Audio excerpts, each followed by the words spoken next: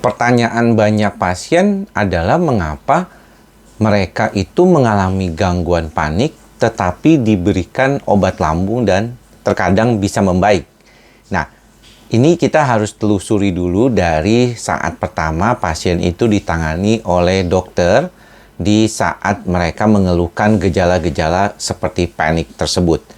Jadi pada beberapa kondisi yang kita sering temukan di dalam praktek sehari-hari, banyak kasus-kasus serangan panik itu pertama kali dialami oleh pasien itu dan membuat mereka datang berobat ke IGD ya, atau ke dokter umum atau dokter penyakit dalam. Mengapa demikian? Karena keluhannya memang keluhan fisik yang nyata terkait dengan jantung, lambung, dan paru-paru. Biasanya keluhan jantung berdebar-debar atau takikardi, sesak napas atau rasa seperti sulit bernapas atau seperti tercekik, dan juga gejala lambung naik ya, seperti kayak reflux katanya. Ada seperti asam lambung yang naik. Nah, ketika pasien seperti ini datang berobat ke dokter di IGD atau mungkin di dokter umum ya, di saat ketika berpraktek seperti biasa, pasien-pasien seperti ini biasanya kemudian dikatakan mengalami masalah lambung ya, atau kadang-kadang langsung dibilang GERD, mungkin karena refluksnya yang terkentara. Pasiennya kan mengeluh rasa panas di dada, kemudian juga dia mengalami keluhan seperti kayak tercekek gitu ya, rasanya tercekik, tapi lambungnya emang nggak enak, kembung sekali ya. Dan ketika diberikan obat lambung ya, yang berupa PPI seperti lansoprazol, omeprazol, pantoprazol, itu merasa ada perbaikan. Ini yang menyebabkan terkadang keluhan dasarnya itu mungkin membaik, seperti keluhan-keluhan yang berkaitan dengan fisik tadi, tetapi sebenarnya inti masalahnya belum ketahuan. Dan ketika akhirnya berulang, ini baru pasien bingung. Kok katanya sakit lambung, tapi kok dia terus-terusan berulang. Gejalanya sepertinya tidak pernah benar-benar tuntas. Nah, sebagian dokter penyakit dalam, dokter umum, ya saya seringlah mendapatkan berbagai macam pasien seperti ini. Mereka sudah berobat ke dokter-dokter penyakit dalam maupun dokter umum. Mereka ada beberapa yang pernah mendapatkan obat-obatan yang mengandung obat penenang. Misalnya, dalam racikannya itu ada clobazam. Ya, mereknya bisa banyak. Frisium, Clofritis, ya, kemudian juga clobazam generik. Atau ada juga yang mendapatkan Braxidin atau Cleat, ya, itu chlordiazepoksid isinya. Jadi sebagian dari beberapa pasien itu pernah mendapatkan obat-obat tersebut. Bahkan terakhir-terakhir saya juga mendapatkan beberapa pasien menggunakan sulpirit, ya, yang dikenal dengan Dogmatil, ya, itu banyak tuh sudah diberikan juga pada pasien. Nah, kondisi seperti ini terkadang membantu pasien, memberikan kondisi dia lebih baik lagi. Tapi ada juga yang nggak sembuh-sembuh. Ya, kondisinya tuh membaik, kemudian balik lagi, membaik, kemudian balik lagi. Nah, yang seperti ini biasanya mencari informasi dan akhirnya bisa berobat ke dokter jiwa atau ke psikiater. Nah, proses pengobatannya sebenarnya kita berfokus pada gejala yang mendasarinya memang. Seperti gejala lambungnya, gejala parunya, gejala terkait jantungnya. Namun, seringkali kita harus perhatikan juga bahwa problem cemasnya perlu dipahami. Karena memang ada sebagian pasien yang gejala yang berkaitan dengan lambungnya lebih dominan, tetapi ketika diobati lambungnya, gejala kecemasannya masih terasa, masih ada gitu ya. Dan kecemasan itu bisa berulang. Maka daripada itu perlu dibantu dengan pengobatan. Namun ada juga sebenarnya memang fokusnya di lambungnya.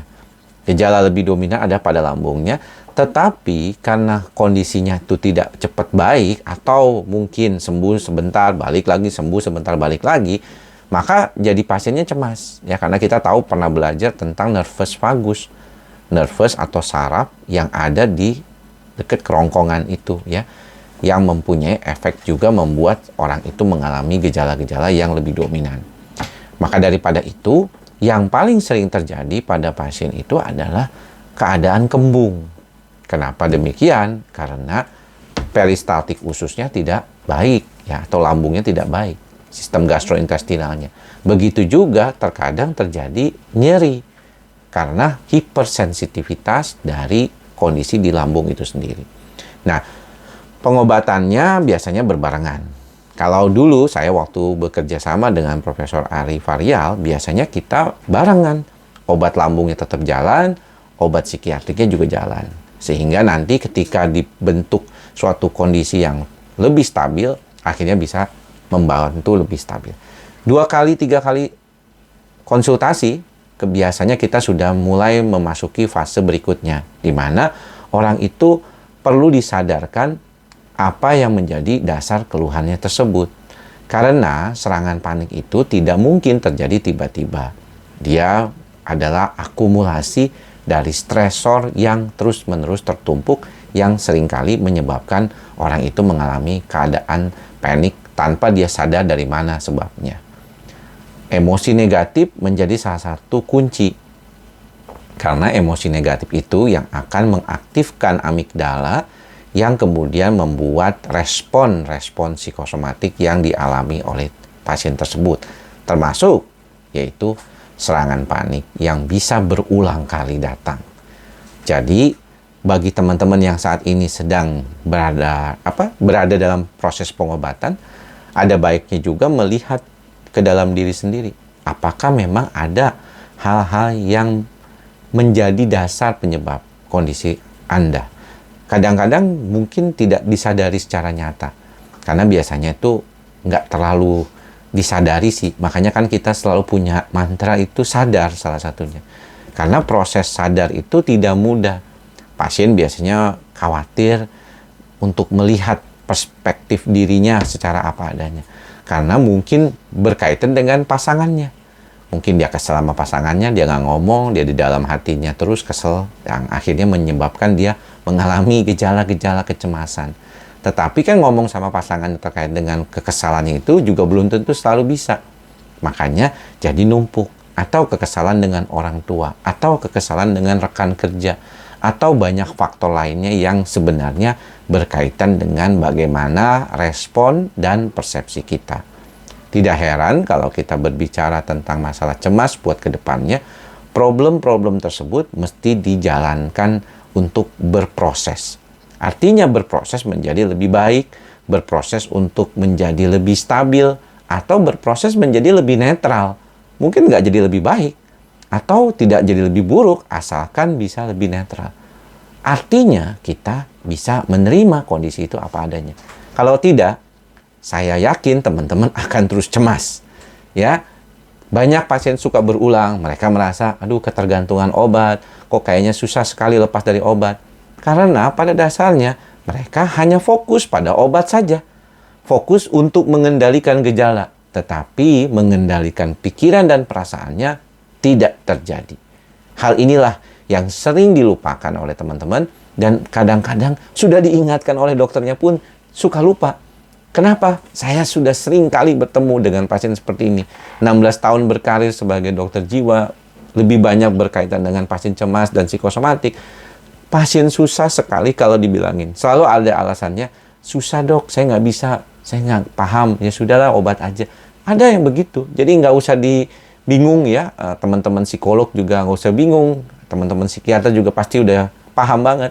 Banyak pasien kita itu yang memang sering kali terlalu fokus sama pengobatan dengan obat, tapi tidak ada motivasi untuk membantu diri sendiri menjadi lebih baik dari sisi psikologisnya. Jadi perlu seimbang. Kalau mau terus-terusan pengobatan ya nggak apa-apa juga. Tapi kan masa iya harus demikian. Jadi coba dipikirkan baik-baik ya oleh teman-teman yang saat ini sedang dalam proses pengobatan.